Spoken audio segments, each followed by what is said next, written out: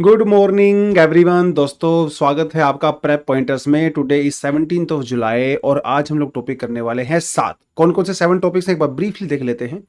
Art and culture वाले section से बहुत इंपॉर्टेंट एक फेस्टिवल होता है जिसका नाम होता है आना यूतु। इसके बारे में बात करेंगे, काफी इंपॉर्टेंट आर्टिकल है। उसके अलावा एक वायरस के बारे में बात करेंगे, चांदीपुरा वायरस इसका नाम है। अर्थ के ऊपर लाइफ कब ओरिजिनेट हुई, पहली बार कैसे हुई, इसके बारे में बात करेंगे। लास्ट यूनिवर्सल कॉमन एंसेस्टर्स, यानी कि ये एक ऐसा एंसेस्टर है जितनी भी लाइफ, जितने स्पीसीज आज हम लोग अर्थ के ऊपर देखते हैं, बेसिकली वो यहीं से ओरिजिनेट हुए हैं। उसके अलावा आईआर वाले सेक्शन से टॉपिक करने वाले हैं सोलोमन आइलैंड, क्योंकि यहाँ पे चाइना ने $20 मिलियन का इनको पैकेज दिया है। उसके बारे में बात करेंगे। थोड़ा सा हम लोग पैसिफिक ओशन की पॉलिटिक्स के बारे में भी जानने की कोशिश करेंगे। एक छोटा सा prelims oriented, fact based oriented topic है CSIR, council of scientific and the industrial research. काफी ज्यादा न्यूज में रहता है किसी ना किसी रीजन की वजह से। एक डिसीज के बारे में बात करें जिसका नाम है सिफिलिस।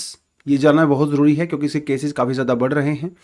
ई फास्ट इंडिया इनिशिएटिव क्या है, बेसिक सा टॉपिक है, बिल्कुल छोटा सा, लेकिन काफी इंपॉर्टेंट होता है। कई बार इस तरह के जो टर्म्स होती हैं, स्कीम्स होती हैं, इनिशिएटिव्स होते हैं, यूपीएससी सीधा डायरेक्टली यहाँ से क्वेश्चन पूछ लेता है।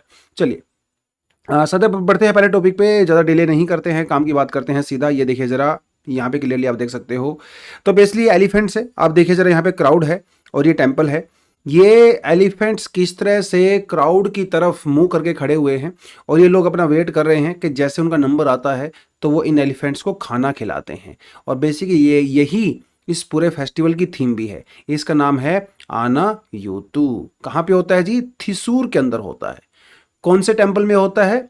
वड्डाकुन्नथम टेंपल, ये टेंपल का नाम है। सॉरी फॉर द प्रोनाउंसिएशन, हो सकता है मैंने सही प्रोनाउंस नहीं किया हो, लेकिन that is the name of the temple. तो थोड़ा सा इस फेस्टिवल के बारे में पता होना चाहिए। ठीक है जी, देखिए, Aanayoottu is the festival of the feeding the elephants. एक आपको ये पता होना चाहिए। सिंपली सवाल आपसे पूछेगा एग्जाम में, विच of the following festival is related with the feeding of elephants. तो वहां से सीधा सीधा आप इस क्वेश्चन को ध्यान दें। फीडिंग ऑफ एलिफेंट्स कब सेलिब्रेट किया जाता है? ये जुलाई और अगस्त के फर्स्ट डे ऑफ कार्तिकादम, तब इसको जो है वो सेलिब्रेट किया जाता है अकॉर्डिंग टू मलयालम कैलेंडर। ठीक है, मलयालम कैलेंडर जो सेपरेट होता है, इसके बेसिस पे जो फर्स्ट डे होता है, ठीक है, उस समय इसको सेलिब्रेट किया जाता है। यूजली ये जुलाई के महीने में आता है या फिर अगस्त के महीने में आता है। इस बार जुलाई के महीने में आया है। टेम्पल मैंने आपको बता दिया, ठीक है, वडा कुंथम टेम्पल का नाम है। थिसूर केरला के अंदर पड़ता है। केरला के अंदर मतलब it's a state of festivals also. किसी ना किसी चीज़ को लेकर फेस्टिवल होते रहते हैं। क्या खिलाया जाता है एलिफेंट्स को? शुगर केन, राइस, घी, कोकोनट, जैगरी, आयुर्वेदिक मेडिसिन भी दी जाती हैं जो पूरी तरह से आयुर्वेदिक तरीके से बनाई जाती हैं। ध्यान देना है, यहाँ पे हम लोग एलिफेंट्स को फीड करते हैं। और यू नो वेरी वेल कि एलिफेंट हमारा नेशनल हेरिटेज एनिमल भी है। तो कुछ लोगों का ये मानना है कि जो भगवान गणेश हैं, लॉर्ड गणेश हैं, उनको खुश करने का एक तरीका होता है एलिफेंट के थ्रू जब फीडिंग करवाई जाती है। बट यहाँ पे ध्यान दीजिए कि ये जो टेम्पल है वो गणेश जी को डेडिकेटेड नहीं है। ये टेम्पल एक्चुअली शिवा को डेडिकेटेड है, लॉर्ड शिवा को डेडिकेटेड है। इतना आपने याद रखना, कई बार कंफ्यूजन क्रिएट हो सकता है। ऐसा पूछ सकता है कि ऐसा पूछ सकता है कि feeding of the elephants is dedicated to this particular temple. This temple is dedicated to which of the following deities.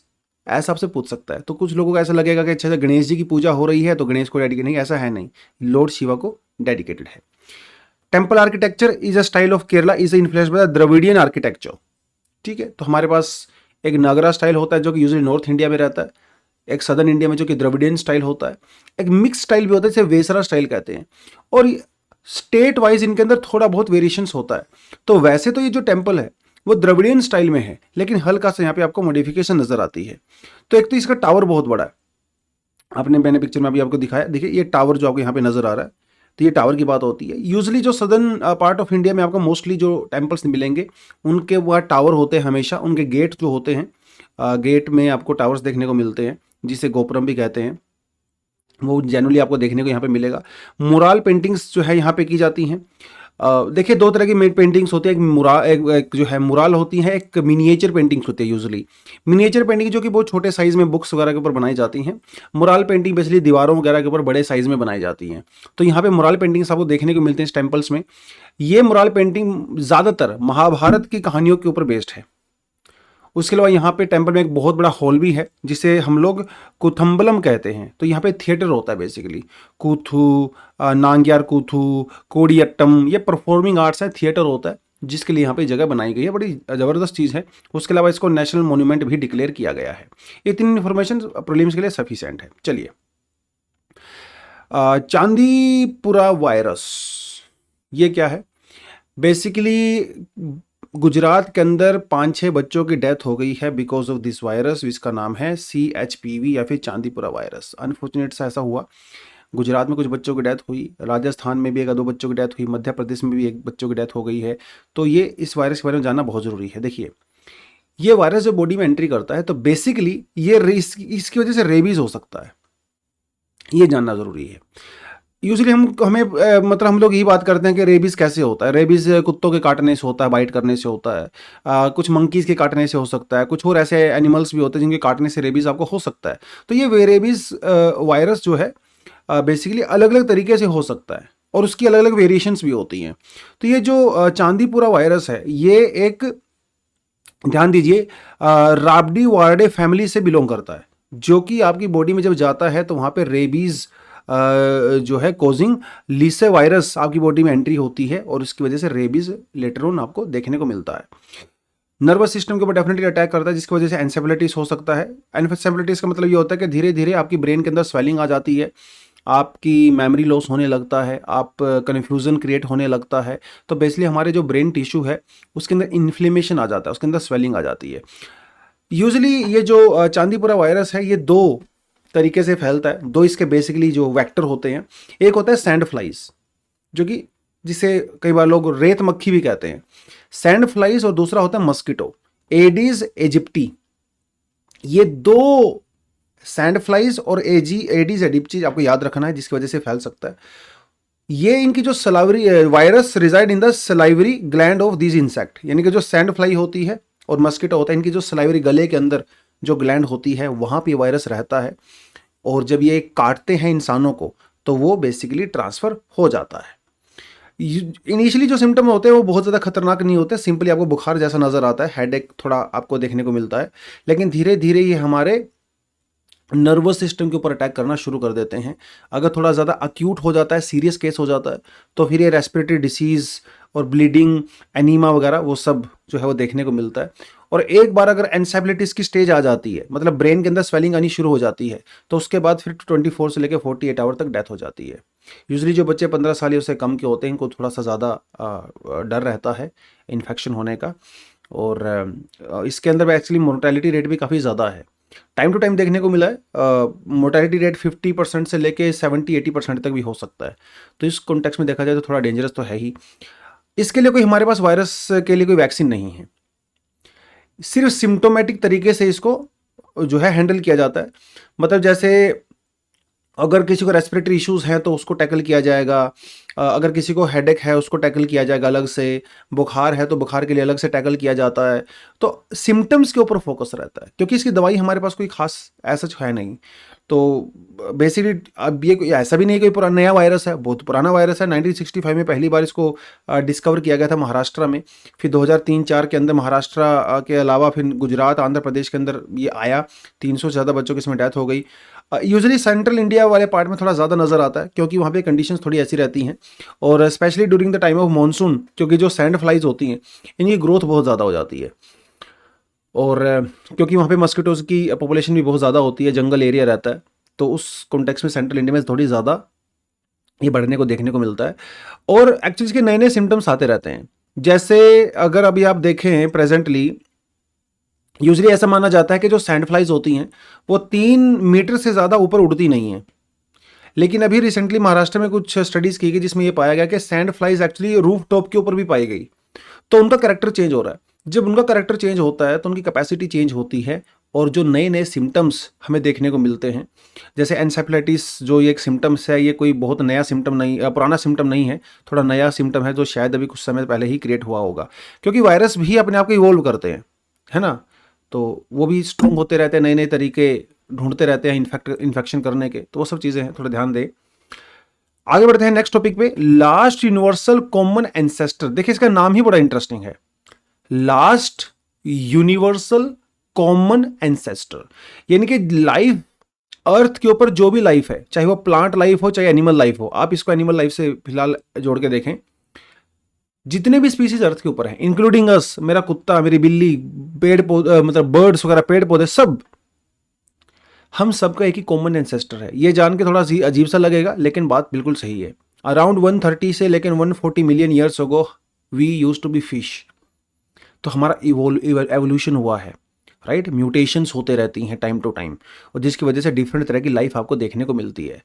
4.5 billion years ago अर्थ का फॉर्मेशन हुआ, और अभी तक ये माना जा रहा था कि अराउंड 3.8 बिलियन ईयर्स अगो, अर्थ की फॉर्मेशन के काफी बाद में, बेसिकली 700 मिलियन ईयर्स के बाद, अर्थ के ऊपर पहली तरह की लाइफ आई होगी बैक्टीरिया की फॉर्म में, ऐसा माना जाता था।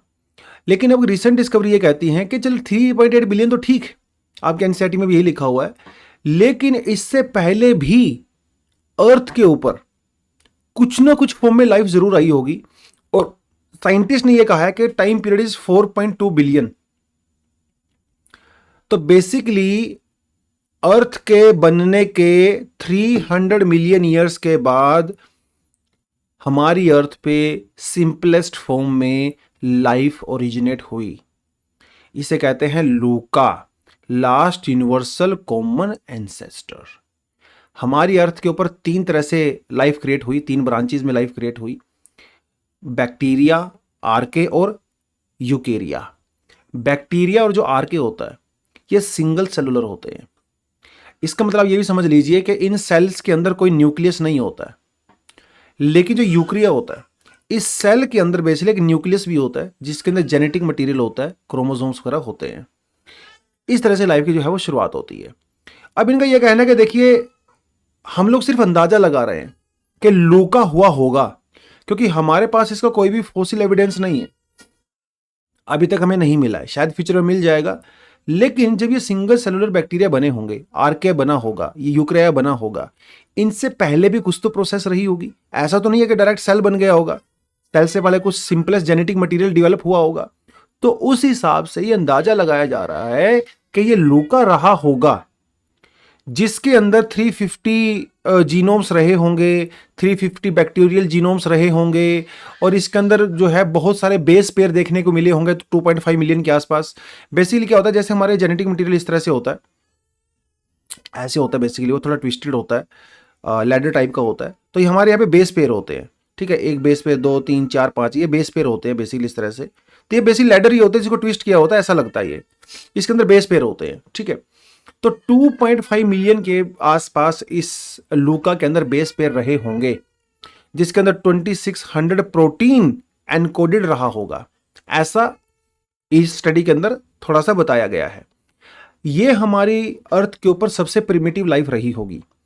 इसके बाद जो भी लाइफ आई होंगी वो सेकेंडरी लाइफ रही, बैक्टीरियाज आए, आर्किया आया, जो भी आया, ठीक है, साइनोबैक्टीरिया स्पेशली मैं बात कर रहा हूं, वो सेकेंडरी लाइफ है। लेकिन इसके भी तो कोई एविडेंस नहीं है। ये बात मैं बार बार बता रहा हूं क्योंकि एग्जाम में ऐसा पूछ सकता है कि लूका इज मतलब it is confirmed that Luka was the common ancestor, लेकिन अब ये कंफर्म नहीं है क्योंकि फॉसिल एविडेंस नहीं मिला है। हाँ, काफी ज्यादा इसके आपको मतलब प्रूफ देखने को मिल सकता है, लेकिन एग्जैक्टली 100% प्रूफ नहीं है, ठीक है। कुछ अभी उसके अंदर पीवीआर रिव्यू वगैरह करना बाकी है स्टडीज का, लेट्स से फ्यूचर में क्या होता है। तो एक मोलिकुलर क्लॉक थ्योरी 1950s और 60s में एक थ्योरी दिया गया जिसे ट्री ऑफ लाइफ कहा जाता है, जिसमें यह बताया जाता है कि लाइफ कैसे ओरिजिनेट हुई होगी, उसके बाद लाइफ कैसे कैसे डेवलप हुई। आज हमारे सामने 2 तरह की यूजली लाइफ देखने को मिलती है, एनिमल लाइफ और प्लांट लाइफ। लेकिन जैसे आपके पास बैक्टीरिया, आर्किया, यूकेरिया, वायरस, ये सब कहीं ना कहीं फिट होते हैं। Virus as such living organism नहीं होता है, वायरस एक डेड ऑर्गेनिज्म होता है, लेकिन जैसे ही वो किसी बॉडी में एंट्री करता है तो वो रेप्लिकेट होना शुरू हो जाता है, तो उसे लिविंग बोल देते हैं, और इसके बारे में काफ़ी डिबेट्स भी अभी हैं। तो ये जो थ्योरी थी जो डेवलप की गई है ट्री ऑफ लाइफ की, ये एमिली ने और लाइनस पॉलिंग ने इसको दिया था 1950s और 60s में, जिनका ये कहना था, देखिए भाई, जो लाइफ है ना, मतलब सोच के देखिए, एक बैक्टीरिया रहा होगा, और आज इंसान भी हैं, आज एलिफेंट भी हैं, लायंस भी हैं, कितने सारे डाइवर्सिटी हमारे पास है। तो एक सिंगल सेलुलर बैक्टीरिया से इतनी कॉम्प्लिकेटेड लाइफ कैसे हो गई?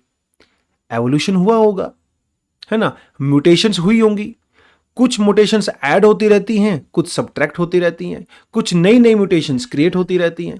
तो ये थियरी ये कहती है that rate at which the mutations are added or removed from the population genome is proportional to the rate of acquiring new mutations which is constant। यानी कि जितनी म्यूटेशन मेरी बॉडी में होती है नई नई, उतनी ही म्यूटेशन मेरी बॉडी से रिमूव हो जाती हैं, फिर ऐड हो जाती हैं। और इसीलिए लाइफ के ऊपर जो एवोल्यूशन है वो एक प्रॉपर रेट के साथ हो रही है।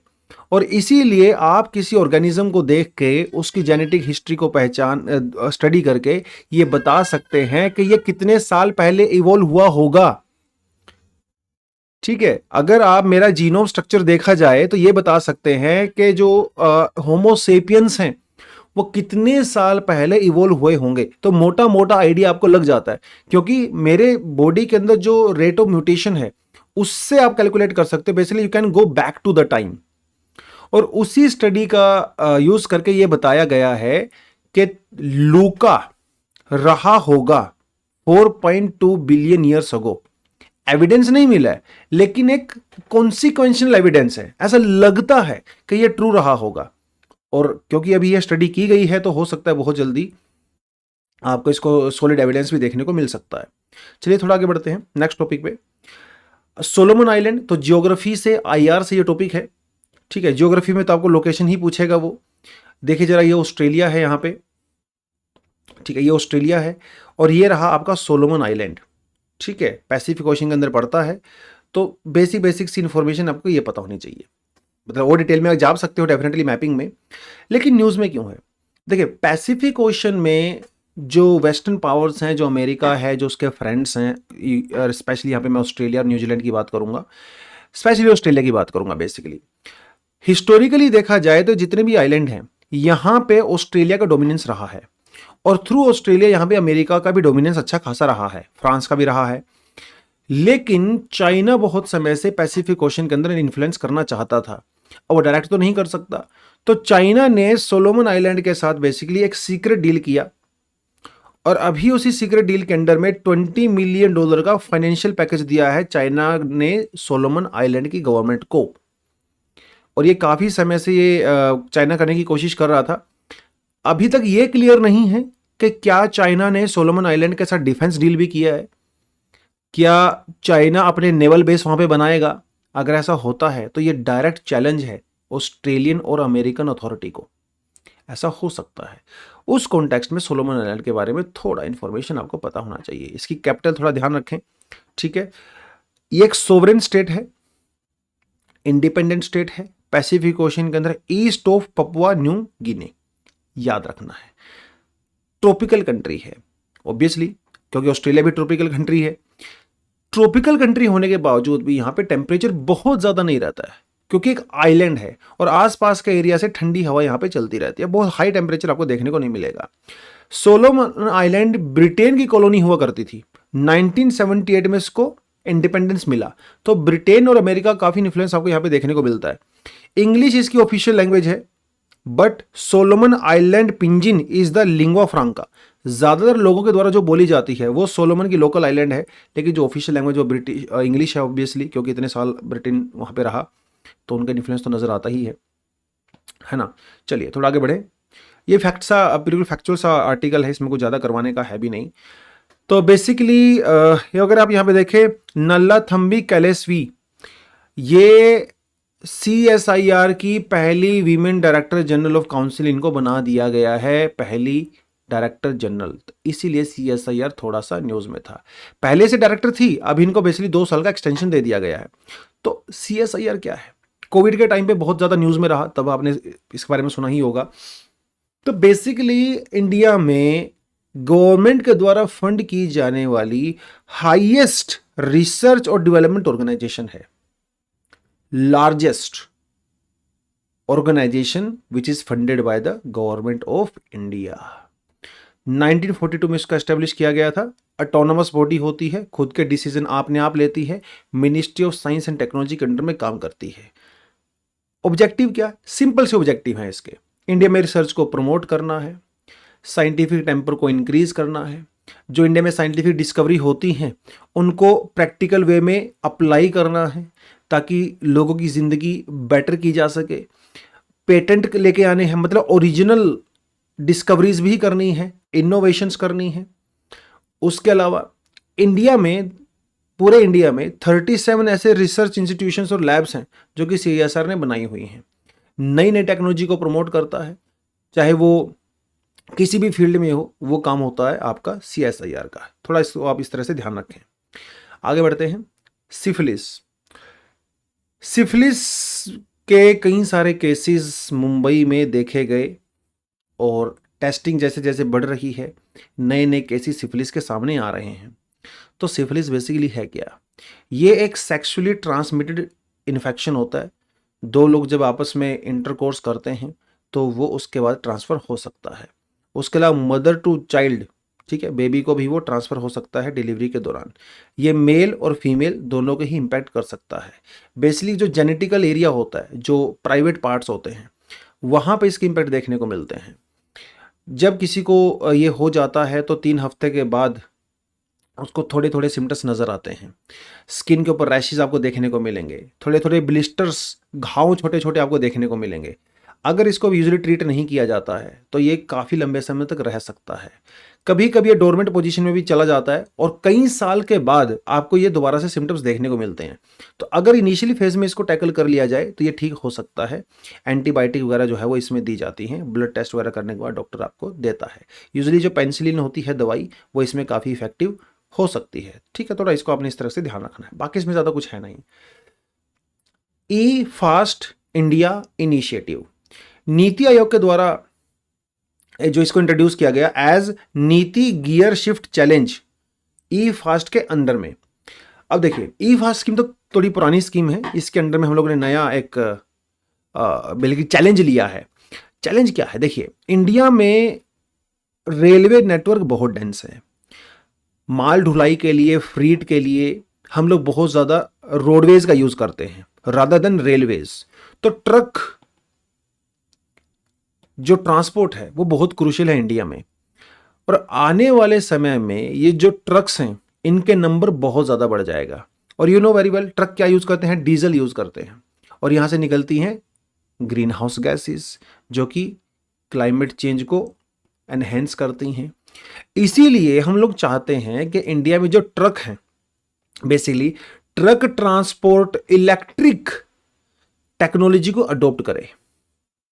इलेक्ट्रिक ट्रक्स इंडिया में चलाए जाएं ताकि एमिशन ना हो। तो आइडिया यही है कि इंडिया का जो ट्रक ट्रांसपोर्ट है उसको जीरो एमिशन करना है। इसके लिए हम लोगों ने नीति गियर शिफ्ट चैलेंज चलाया है अंडर ई फास्ट इनिशिएटिव। तो इसमें क्या करते हैं हम लोग? बहुत सारे स्टूडेंट्स को, ट्रांसपोर्ट सर्विस प्रैक्टिशनर्स को, एकेडमिशियंस को, साइंटिस्ट लोगों को, सबको बेसिकली इनवाइट कर रहे हैं और ये उनको ये बोल रहे हैं कि भैया ऐसी कोई बढ़िया टेक्नोलॉजी बता दीजिए जिससे ट्रक्स को इलेक्ट्रिकल अडोप्ट कर सके। ट्रक्स में डीजल और पेट्रोल का यूज ना हो, बल्कि हम लोग बैटरी, ऐसी बैटरी बनाएं जिसे ट्रक चलाए जा सकें, क्योंकि ट्रक्स को लॉन्ग डिस्टेंस तक ट्रेवल करना होता है, इसलिए बड़ी बैटरी चाहिए। और वो बैटरी भी ऐसी होनी चाहिए जो कि ग्रीन टेक्नोलॉजी पे बेस्ड हो, जिसमें पोल्यूशन मिनिमम हो और बहुत ज़्यादा लोड भी उठा सके। क्योंकि बैटरी सिस्टम के साथ सबसे बड़ी प्रॉब्लम यही है कि बहुत ज़्यादा लोड नहीं उठा पाती हैं। तो वो उसके लिए बेसिकली ये चैलेंज चलाया गया है। तो IITs वगैरह से, NITs वगैरह से, बहुत जगह से लोगों को, एक्सपर्ट्स को, साइंटिस्ट लोगों को इन्वाइट किया गया है कि भैया कुछ बढ़िया सी टेक्नोलॉजी बताइए। प्राइवेट सेक्टर को भी इनवाइट किया गया है कुछ नया इनोवेशन करने के लिए। तो ई फास्ट जो इनिशिएटिव है, बेसिकली उसका पर्पस यही था कि इंडिया में जो फ्रीट जो ट्रांसपोर्ट है, जैसे ट्रक्स वगैरह हो गए, इनको ग्रीन करना है। क्योंकि अगर आप देखें ट्रक्स के बारे में, इंडिया में जो टोटल जो फ्रीट ट्रांसपोर्ट होता है, मतलब जो माल की ढुलाई होती है, वो 71% रोड्स के थ्रू होता है, और इस रोड्स में भी मोस्टली ट्रक्स होते हैं। चाइना और अमेरिका के बाद India third largest truck market है। अभी तो उतना ज़्यादा नहीं है, लेकिन 2050 तक ऐसा माना जाता है कि इसमें 55 टाइम्स इंक्रीज हो जाएगा। और ऐसा माना जाता है कि 2050 तक इंडिया में 50 मिलियन यानी कि 5 करोड़ ट्रक होंगे। और ये इतने ज़्यादा होंगे that they will emit 1214 million ton of carbon dioxide. तो 2024 से कंपेयर करो तो अगले 25 सालों में ये 451% इंक्रीज होगा। और हमें क्या अचीव करना है? पेरिस का टारगेट अचीव करना है भैया। उस टारगेट को अचीव करने के लिए बहुत ज़रूरी है कि ट्रक इंडस्ट्री को, ट्रक ट्रांसपोर्ट को हम लोग ग्रीन बनाएं। उसके लिए सरकार ने ये इनिशिएटिव बेसिकली लिया है। पर्पस वही है, कार्बन एमिशन कम होगा, एनर्जी सिक्योरिटी बढ़ेगा। क्योंकि अभी हम लोग क्या करते हैं, ज़्यादातर फॉसिल फ्यूल को इंपोर्ट करते हैं, पैसा बहुत ज़्यादा लगता है। अगर हम लोग इलेक्ट्रिकल ट्रक्स चलाएंगे तो हमारा जो फ्यूल के ऊपर डिपेंडेंसी है मिडिल ईस्ट कंट्रीज़ के ऊपर, वो कम हो जाएगा। टेक्नोलॉजिकल एडवांसमेंट होगा, नई नई जॉब्स क्रिएट होंगी, नए नए बिजनेस अपॉर्चुनिटीज आएंगे, नए नए स्टार्टअप्स ओपन होंगे। तो बहुत कुछ हो सकता है इसमें। तो वो बेसिकली इस कॉन्टेक्स्ट में यहाँ पे बताया गया है। और ये जो इनिशिएटिव हम लोगों ने लिया है वो WRI के साथ मिलकर लिया है, तो वो लोग भी काफ़ी कुछ इनपुट हमें दे रहे हैं। WRI का मतलब होता है वर्ल्ड रिसोर्स इनिशिएटिव। 1982 में इसका एस्टेब्लिश किया गया था, वॉशिंगटन में इसका हेडक्वार्टर है। तो इनका बेसिकली वही पर्पज़ होता है कि दुनिया के अंदर जो डेवलपमेंट है वो सस्टेनेबल करनी है, लोगों को सस्टेनेबल सॉल्यूशंस देने हैं, क्लीन टेक्नोलॉजी देनी है, सस्टेनेबल टेक्नोलॉजी देनी है। तो वो इसका बेसिकली पर्पज़ था। तो आई थिंक इतना काफ़ी है। नीति आयोग को थोड़ा सा पढ़ ही सकते हो। 2015 में आया था। इससे पहले हमारे पास प्लानिंग कमीशन होता था, उसको रिप्लेस कर दिया गया था नीति आयोग के द्वारा। तो ये भी एक नॉन कॉन्स्टिट्यूशनल बॉडी है। आप मुझे ये बताइए कि जो प्लानिंग कमीशन था, क्या प्लानिंग कमीशन एक कॉन्स्टिट्यूशनल बॉडी था जिसको रिप्लेस किया गया है? कमेंट में बताओगे तो मजा आएगा। ठीक है, चलो तो आज का सेशन यहीं पे करते हैं एंड। आई थिंक सभी टॉपिक हम लोगों ने थोड़ा थोड़ा डिस्कस कर लिया है। क्योंकि टॉपिक प्रीलिम्स ओरिएंटेड होते हैं तो बहुत ज़्यादा इन डेप्थ एनालिसिस की जरूरत होती नहीं है, थोड़ा थोड़ा सा ऊपर से पढ़े। इनमें अगर मैं आपको बताऊं तो ये जो फर्स्ट वाला टॉपिक है बहुत इंपॉर्टेंट है, चांदीपुरा वायरस बहुत इंपॉर्टेंट है, लूका is also very important, Solomon island is also very important, E fast initiative काफ़ी ज़्यादा इंपॉर्टेंट है। अगर प्रायोरिटी के हिसाब से करें तो ये जो 5 और 6 नंबर है इसको थोड़ा सा प्रायोरिटी में नीचे रख सकते हो। बाकी के 5 टॉपिक बहुत इंपॉर्टेंट है, इक्वली इंपॉर्टेंट है, तो इसको थोड़ा अपने ध्यान रखना है। चलिए तो आज के लिए यहीं पे समाप्त करते हैं। Thank you very much. जय हिंद।